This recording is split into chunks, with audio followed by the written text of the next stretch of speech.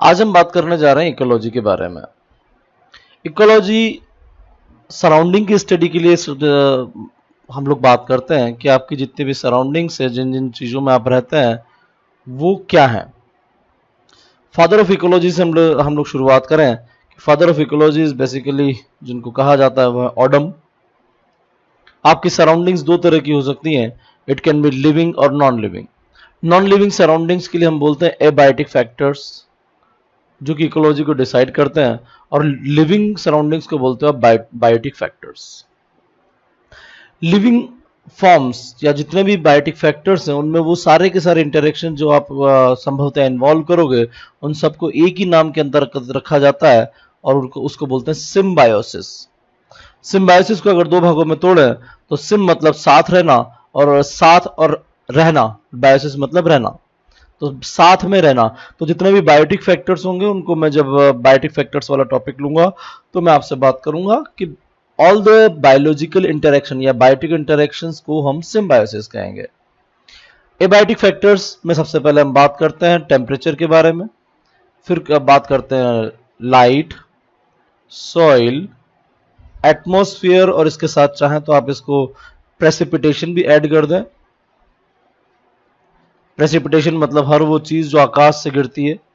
और पांचवें नंबर पर डालते हो आप लैंडस्केप। तो ये पांच चीजें मूलतः आप नॉन लिविंग फैक्टर्स जो एक इकोलॉजी को प्रभावित करेंगे या हमारी सराउंडिंग्स को बनाएंगे, उसके बारे में हम बात करते हैं। जब कभी भी इकोलॉजी को डिस्कस किया जाता है तो डिस्कस किया जाता है कि इकोलॉजी एक्चुअली कहाँ से शुरू हुई। तो जो प्राइमरी यूनिट होगी किसी भी इकोलॉजी की या जो इकोलॉजिकल स्टडीज आपको करनी है, वो होंगे इंडिविजुअल्स। कई सारे इंडिविजुअल मिलकर एक पॉपुलेशन बनाते हैं। कई पॉपुलेशन जो एक दूसरे से इंटरेक्ट कर रही हैं गिवन एरिया में, उनसे बनती कम्युनिटी।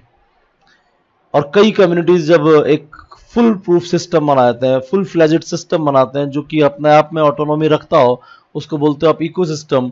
और कई इकोसिस्टम जब बड़े एरिया में डिफाइन किए जाते हैं तो उस पूरे एरिया को बोलते हैं लैंडस्केप। और ये एरिया जब मल्टीपल लैंडस्केप से डिफाइन होता है तो उसको बोलते हैं बायोम। और दुनिया के सारे बायोम मिलके जिस चीज को बनाते हैं उसको बोलते हैं बायोस्फीयर। और यहाँ हमारे लिए बायोस्फीयर से मतलब है कि सारी दुनिया के सारी लिविंग फॉर्म्स, बायोस्फीयर। प्रश्न आता है कि ये जो इंडिविजुअल है ये प्रभावित किससे होता है। ये प्रभावित होता है आपके एबायोटिक फैक्टर्स से, और ये प्रभावित होता है बायोटिक फैक्टर्स से। जो बायोटिक और एबायोटिक फैक्टर्स हैं, इनको कंबाइंडली हम कहते हैं कि ये सब उस गिवन इंडिविजुअल के या इस ऑर्गेनिज्म के निश को डिफाइन करते हैं। निश एक बहुत अच्छा टर्म है जिसको आप इकोलॉजी में सुनते रहते हैं। तो निश overall interaction of the given organism in the given habitat को कहेंगे। ओवरऑल इंटरेक्शन, ये ओवरऑल इंटरेक्शन हो सकता है पॉजिटिव हो सकता है नेगेटिव हो, लेकिन डायरेक्टली और इनडायरेक्टली ये सारे के सारे इंटरेक्शन रेगुलेटरी फैक्टर्स की कैटेगरी में आप डालने वाले हो। क्योंकि एक लिविंग ऑर्गेनिज्म को आप रेगुलेट किससे कर रहे हो, आप इसी तरह के इंटरेक्शन से उसको रेगुलेट करने की कोशिश कर रहे हो। और चूंकि ये एबायोटिक भी हो सकता है और बायोटिक भी हो सकता है, और इसके जो प्रभाव हैं हो सकता है उस लिविंग ऑर्गेनिज्म को सपोर्ट करते हो या उस लिविंग ऑर्गेनिज्म को वो सपोर्ट ना करते हो। ये जो सारे इंटरेक्शन है किसी पर्टिकुलर एरिया में या उस हैबिटेट के किसी एक हिस्से में होते होंगे, और इसीलिए निश is basically A part of the habitat. किसी गिवन हैबिटेट का एक छोटा हिस्सा होता है निश। और इसी वजह से, इन सभी इंटरेक्शंस की वजह से वो अपने ऑप्टिमम सर्वाइवल को मेंटेन रख पाता है। और ऑप्टिमम सर्वाइवल की जब भी डेफिनेशन आपसे पूछी जाए तो वो सारी कंडीशन जिस कंडीशंस में गिवन ऑर्गेनिज्म सही ढंग से रिप्रोड्यूस करके अपनी जनरेशन को आगे बढ़ा सकता है, उन सभी कंडीशंस को आप डिफाइन करते हो ऑप्टिमम सर्वाइवल कंडीशंस। और ऐसी कंडीशंस में जब ऑर्गेनिज्म अपने आप को मेंटेन रख सकता है तो उसको बोलते हैं ऑप्टिमम सर्वाइवल। तो इकोलॉजी जो भी आप बात करोगे, एक तो इस ऑर्डर का याद रखोगे कि इंडिविजुअल्स, फिर पॉपुलेशन, फिर कम्युनिटी, फिर इकोसिस्टम, फिर लैंडस्केप, फिर बायोम, फिर बायोस्फीयर एंड सो ऑन। आपको ध्यान रखना है कि जो आपका ऑर्गेनिज्म है वो बायोटिक और एबायोटिक दोनों तरह के फैक्टर से प्रभावित हो रहा है। आपका जो ऑर्गेनिज्म है वो इन तीनों में से कोई एक हो सकता है वो एक प्लांट हो, जिसके लिए आप, क्योंकि लिविंग फॉर्म है, वो हो सकता है एक एनिमल हो या वो हो सकता है कोई माइक्रोफ्लोरा में उपस्थित कोई माइक्रोब हो। इस ऑर्गेनिज्म को डिफाइन करने के लिए जिन कंडीशंस की बात करते हैं उन कंडीशंस को बोलते हैं निश, और निश एक हैबिटाट का हिस्सा होता है जिसमें हम एक ऑर्गेनिज्म के ओवरऑल सर्वाइवल के बारे में बात करते हैं। आगे बढ़ा मैंने कहा जब एक इंडिविजुअल को आप एबायोटिक फैक्टर से प्रभावित करवाते हो तो सबसे पहले हमने बात की टेम्परेचर के बारे में। दुनिया का जितना भी टेम्परेचर है उसके लिए एक ही सोर्स है, वो है सनलाइट। और सनलाइट पर आगे बढ़ने से पहले मैं थोड़ा सा अर्थ के बारे में आपसे बात कर लूं, पृथ्वी के बारे में बात कर लूं।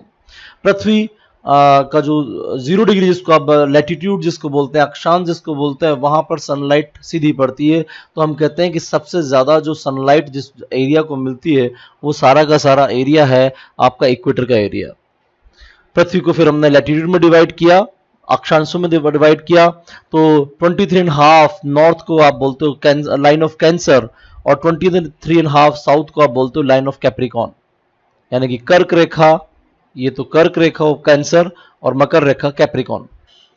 ऊपर जाते जाते हैं तो हमने हाइपोथेटिकल यानी कि आभासी जो लाइंस में डिवाइड कर रखा है 45 डिग्री, 90, 60 डिग्री, 90 डिग्री, इस तरीके से। और नीचे की तरफ भी इसी तरह से पृथ्वी को डिवाइड कर रखा है।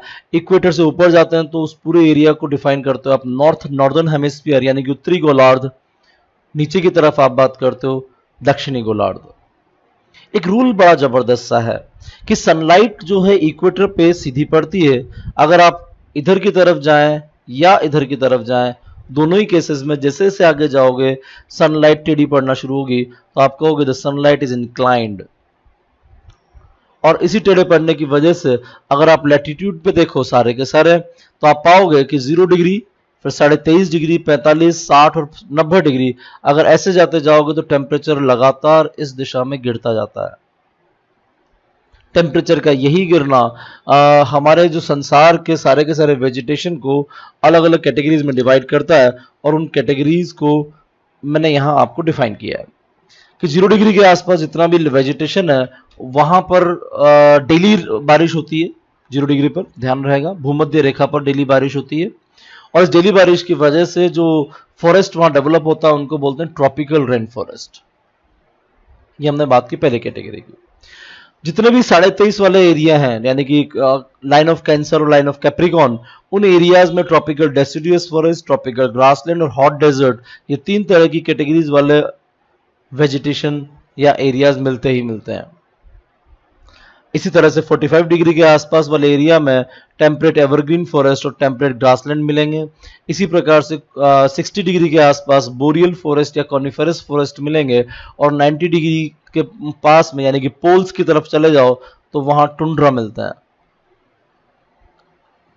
खास बात ध्यान रखनी है, एक प्रश्न आपके सामने जरूर आता है कि ये जो 0 डिग्री से ऊपर या नीचे जाते वक्त सनलाइट कम होती चली गई और टेम्परेचर नीचे आता चला गया, तो ऐसा क्यों हुआ? इसका जो सामान्य सा उत्तर है वो ये कि जो अर्थ है वो वर्टिकल से 23.5 झुकी हुई है, और हॉरिजॉन्टल से अगर इसी को कैलकुलेट किया जाए तो 66.5 झुकी हुई है। अर्थ के इस झुकाव की वजह से, पृथ्वी के इस झुकाव की वजह से कुछ अर्थ कुछ इस तरह से होगी। This is the north pole, this is the south pole, और अगर आपका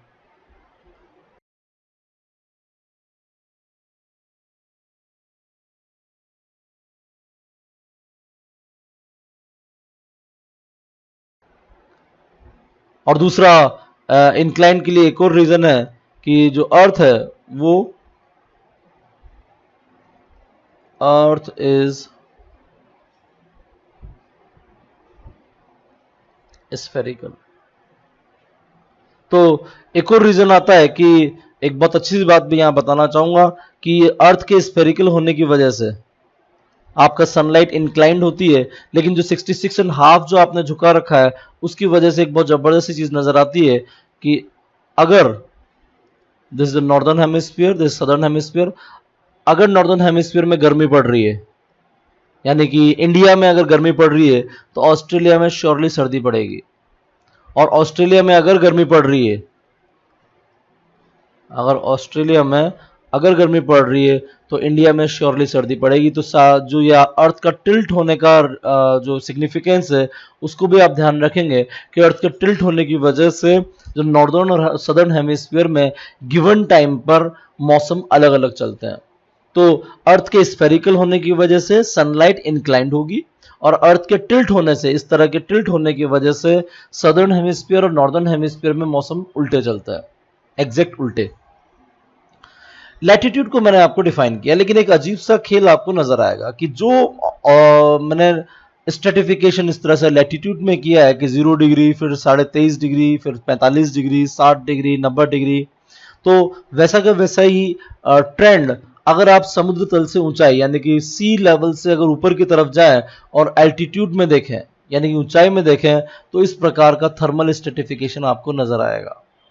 और सी लेवल से जितना पास होंगे उनको आप बोलोगे मेगाथर्म, उससे ऊपर बोलोगे आप मीजोथर्म, उससे ऊपर बोलोगे आप माइक्रोथर्म और सबसे ऊपर बोलोगे आप हेकेस्टोथर्म। यहां मैंने एबीसीडी डिफाइन कर दिया है। एबीसीडी बेसिकली मेरे लिए है this is A, these are B, C, D और लास्ट में टुंड्रा हो गए हमारे ई।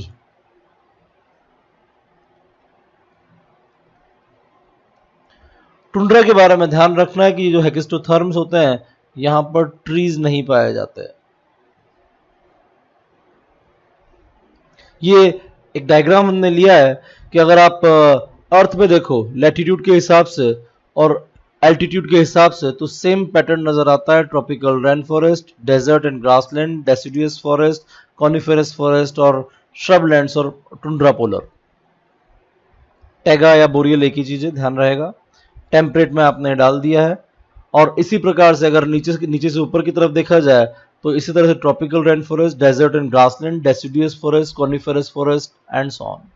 तो कौन सी चीज कहां मिलेगी उस पर देखें कि मेगाथर्म वो वेजिटेशंस होते हैं जहां टेम्परेचर पूरे साल हाई ही रहता है और डेली बारिश होती है। डेली का मतलब एग्जैक्टली डेली नहीं होता, रूटीन में बहुत ज्यादा बारिश होती है। और इसीलिए जो मेगाथर्म्स में कैटेगराइज करते हो आप ट्रॉपिकल रेन फॉरेस्ट। मीजोथर्म में आप कैटेगराइज करते हो आपके ट्रॉपिकल डेसिडुअस फॉरेस्ट जो मैंने आपको डिफाइन किया है। माइक्रोथर्म में आपके मिक्स्ड कॉनिफेरस फॉरेस्ट और हेकेस्टोथर्म में आप डिफाइन करते हो अल्पाइन वेजिटेशन। इसी तरह का क्लासिफिकेशन अगर हम वाटर बॉडी का करें तो 3 तरह की कैटेगरीज डिफाइन हो जाती हैं। पहला है एपिलिम्नियन, दूसरा है मेटालिम्नियन और तीसरा है हाइपोलिम्नियन। जो सरफेस के पास का एरिया होगा उसको आप बोलोगे एपिलिम्नियन, जो कुछ गहराई का एरिया होगा उसको आप बोलोगे मेटालिम्नियन या थर्मोक्लाइन, और जो निचला एरिया होगा पूर्ण रूप से उसको बोलोगे हाइपोलिम्नियन। सो एपिलिम्नियन, मेटालिम्नियन और हाइपोलिम्नियन। एपिलिम्नियन का जो टेम्परेचर है वो 25 से 30 डिग्री के बीच में डिफाइन हम लोग करते हैं, it is 25 to 30 degree. Metalimnion is the area जहां टेम्परेचर तेजी से गिरता है। ध्यान से देखें यहां पर टेम्परेचर तेजी से गिर रहा है। और हाइपोलिम्नियन वो एरिया है जो लो टेम्परेचर एरिया है और जहां पर मिनिमम टेम्परेचर 4 डिग्री सेल्सियस तक पहुंच जाता है। थोड़ा सा मैं आपको याद दिला दूं, 4 degree temperature is a temperature where water density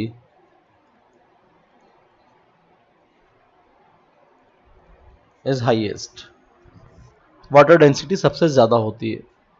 so एपिलिम्नियन, मेटालिम्नियन, हाइपोलिम्नियन। एपिलिम्नियन जहां पर टेम्परेचर 25 से 30 डिग्री मेंटेन रहता है। मेटालिम्नियन जहां पर टेम्परेचर तेजी से गिरता है, तो आप इस जगह पर चाहें तो लिख लें it is rapidly falling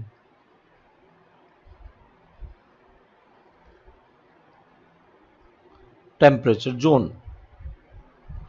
हाइपोलिम्नियन is the lowest temperature zone. अगर मैं इन एरियाज पर कुछ ग्राफिकल रिप्रेजेंटेशंस आपसे पूछूं तो जरा क्वेश्चंस को देखिएगा। मैंने आपसे पूछा कि आप depth versus temperature versus depth का आप ग्राफ बनाएं और 30 से अगर आप शुरू करेंगे तो ये 30 to 25 तक आपका ग्राफ ऐसा, और ये वाला जो एरिया है this will be defined as metalimnion और हाइपोलिम्नियन आपका लोअर मोस्ट एरिया हो जाएगा। ये ग्राफ मैंने इसी ग्राफ को फिर से डायरेक्शन चेंज किया और कुछ नहीं किया है। इस ग्राफ को मैंने थोड़ा सा डायरेक्शन चेंज किया और आप जरा इसको यूं देखेंगे, मैंने एक्चुअली इस ग्राफ को ऐसे लिया है, जिसमें बताने की कोशिश की है कि how exactly the temperature and depth are related. ये आपका हाई टेम्परेचर वाला एरिया हो गया यहाँ से यहाँ तक का, और ये रैपिडली फॉलिंग एरिया टेम्परेचर वाला एरिया हो गया, और ये लो टेम्परेचर वाला एरिया हो गया। लो टेम्परेचर वाले एरिया को आपने बोला है हाइपोलिम्नियन, रैपिडली फॉलिंग टेम्परेचर वाले एरिया को बोल रहे हो आप मेटालिम्नियन। तो इट इज एपी, मेटा और हाइपोलिम्नियन। आगे जाए हम, इसी में अगर मैं एक और प्रश्न बनाऊं आपके लिए कि आपको डेप्थ वर्सेस टेम्परेचर उल्टा करना है। अब वाई एक्सिस के ऊपर आपको डेप्थ करनी है, एक्स एक्सिस के ऊपर टेम्परेचर करना है, तो इस ग्राफ को आपको थोड़ा घुमाना पड़ेगा, लेकिन ध्यान रहे एग्जैक्टली नहीं घूमेगा। टेम्परेचर आपको शुरू करना है 4 डिग्री से, और डेप्थ क्या है, ज्यादा है। जरा देखते जाएं इसको। अभी मैंने टेम्परेचर लिया 30 डिग्री और यहां पर लिखा है मैंने सरफेस। 30 डिग्री कहां पर है, सरफेस पे। 25 डिग्री का ये भी सरफेस के पास ही है। रैपिडली फॉलिंग टेम्परेचर यानी कि यहां से और यहां तक का इस एरिया को मैंने डिफाइन कर दिया। यहां से ये वाला जो एरिया है, अगर डेप्थ के हिसाब से देखा जाए तो इस जगह बन गया आपका एपिलिम्नियन, इस जगह बन गया आपका मेटालिम्नियन, और ये वाला पूरा एरिया बन गया आपका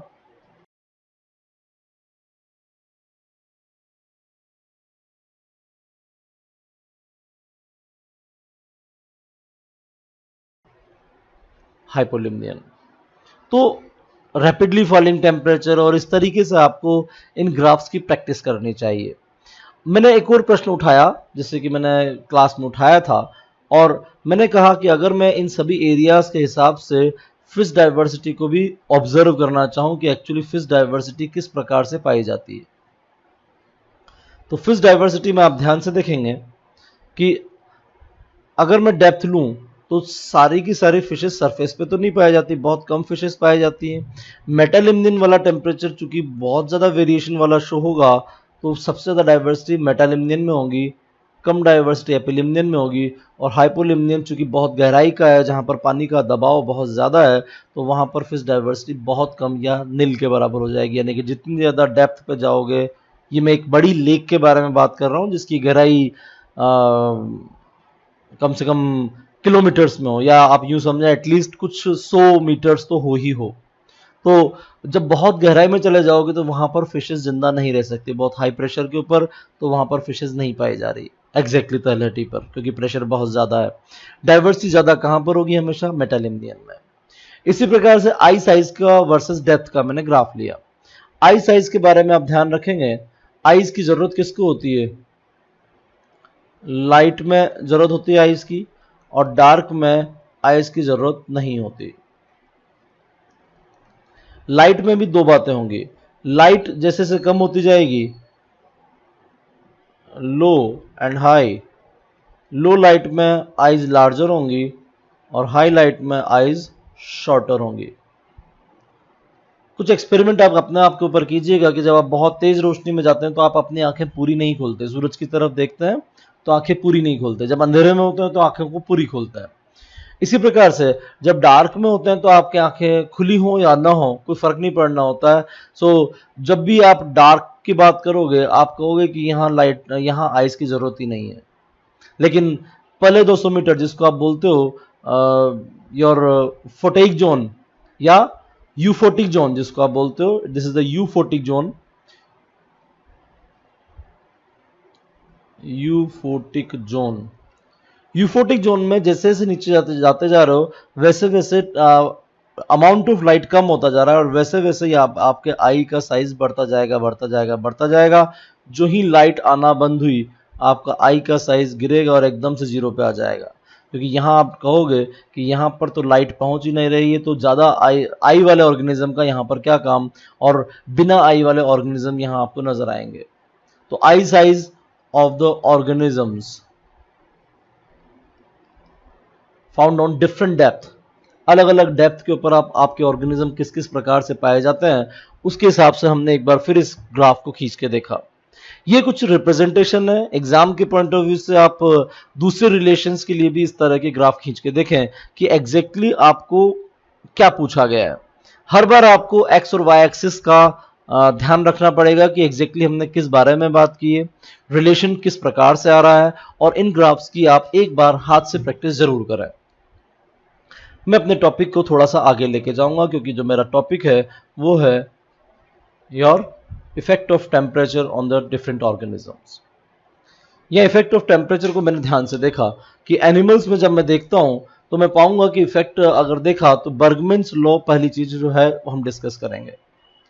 बर्गमैन्स लॉ कहता है कि in case of mammals and aves body size is directly proportional to latitude, जो कि इन्होंने दूसरे तरीके से कहा था। उन्होंने कहा था कि एव्स और मैमल्स में जो कोल्डर एरिया में पाए जाने वाले मैमल्स हैं उनका बॉडी साइज बहुत बड़ा होगा as compare to warmer area में पाए जाने वाले ऑर्गेनिजम्स। लेकिन मैंने यहां पर इसको रिलेट करने की कोशिश की है बॉडी साइज को लैटिट्यूड से। क्यों? क्योंकि जैसे जैसे मैं 0 डिग्री से टुवर्ड्स 90 डिग्री की तरफ जा रहा हूं तो लैटिट्यूड में जैसा भी हमने डिस्कस किया भी था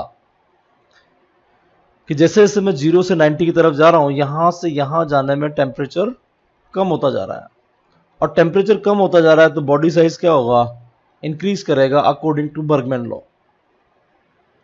इसी प्रकार से सरफेस टू वॉल्यूम रेशो, ध्यान से देखें, अगर मैं हर ऑर्गेनिज्म को स्फेरिकल मान लूं तो सरफेस टू वॉल्यूम रेशो कैसा आएगा? It is 4 pi r square upon 4 pi r cube, pi to pi cancel, then this is cancel, it is also cancel by r, तो जो फाइनल आंसर आया वो आया 3 बाई आर, यानी कि surface to volume ratio is inversely proportional to the radius of the organism. यानी कि आप मुझसे कह सकते हो कि सरफेस टू वॉल्यूम रेशो अगर आप बात कर रहे हो तो it is inversely proportional to size. यानी कि आप मुझसे कहोगे कि अगर कोई ऑर्गेनिज्म बड़ा है तो उसका सरफेस टू वॉल्यूम रेशो क्या होगा? कम होगा। अब मैंने कहा है कि आपका जो बॉडी साइज है वो बढ़ता जा रहा है, और इस बढ़ने में आपने कहा कि बॉडी साइज लैटिट्यूड के साथ बढ़ रहा है तो सरफेस टू वॉल्यूम रेशो क्या होगा? कम होता जाएगा। तो सरफेस टू वॉल्यूम रेशो आपको ये समझ में आ चुका है कि सरफेस टू वॉल्यूम रेशो आपका साइज के विपरीत चलेगा। जब साइज के विपरीत चलेगा तो साइज के विपरीत चलने को एक बार फिर से रिलेट करें कि सरफेस टू वॉल्यूम रेशो अगर आपका साइज टू, यहां पर एक बार फिर से रिलेट करें, surface to volume ratio is inversely proportional to size. हमें ये पता है एक और रिलेशन, देखो इन ऐसी इन्हीं चीजों को मैं आपको घुमाऊंगा। हमें ये पता है कि body size is inversely proportional to temperature. Body size, अब इन सारे रिलेशंस को एक बार फिर से करते हैं। Body size is directly proportional latitude, body size is inversely proportional to temperature, latitude is inversely proportional to temperature, surface to volume ratio is directly proportional to temperature, surface to volume ratio is inversely proportional to size. इतने सारे relation actually में देखा जाए तो एक ही बार में बना दिए, जो कि काफ़ी कंफ्यूजिंग हो जाता है। इसके लिए हमने एक बार फिर से एक नए पेज पे कहानी शुरू की। मैंने कहा body size is directly proportional to latitude which is inversely proportional to temperature. Body size is inversely proportional to surface to volume ratio.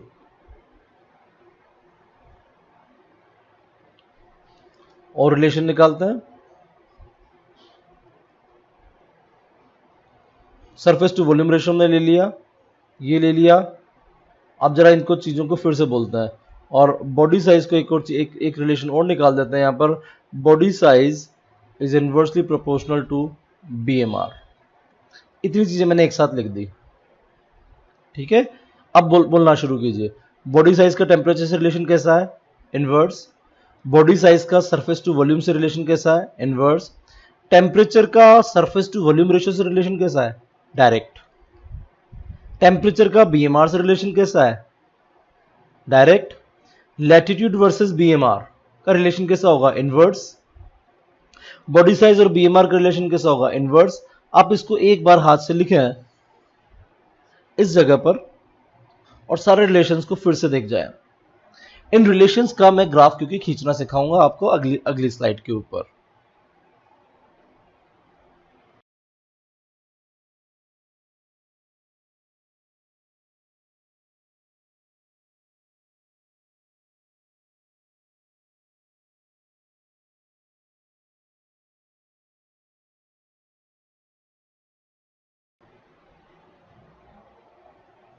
जरा देखते हैं, मैंने अभी भी आपको यहां पर सिखाया था कि बॉडी साइज का किस प्रकार से रिलेशन है। यहां पर जरा देखते हैं BMR versus body surface to volume ratio. BMR versus body surface to volume ratio कैसा आ रहा है, डायरेक्टली प्रोपोर्शनल। और जब ये डायरेक्टली प्रोपोर्शनल होती है तो रिलेशन कैसा आएगा, ऐसा, इसके साथ साथ बढ़ता जा रहा है। बीएमआर वर्सेस लैटिट्यूड, ध्यान से देखें, बीएमआर वर्सेस लैटिट्यूड कैसा रिलेशन है, इनवर्स, तो ये हमने इनवर्स रिलेशन लगा दिया। साइज ऑफ बेयर यानी कि भालू की साइज, और मैंने यहां पर रिलेशन दिया 23.5 से आप 60 डिग्री नॉर्थ की तरफ जाएं, लैटिट्यूड क्या हो रहा है, बढ़ता जा रहा है। लैटिट्यूड बढ़ेगा तो बॉडी साइज क्या होगा, बढ़ेगा, ये बढ़ा दिया मैंने लैटिट्यूड बढ़ने के साथ बॉडी साइज। क्रो क्या है, एव्स अगेन 60 डिग्री साउथ से मैंने लिया और 60 डिग्री नॉर्थ, वापस से धरती को ले लें। आप 60 डिग्री साउथ से 60 डिग्री नॉर्थ जा रहे हैं तो आप क्या किया, पहले तो आपने पोल से टुवर्ड्स इक्वेटर गए, यानी कि यहां से यहां तक टेम्परेचर पहले बढ़ा और यहां से यहां तक टेम्परेचर फिर घटा।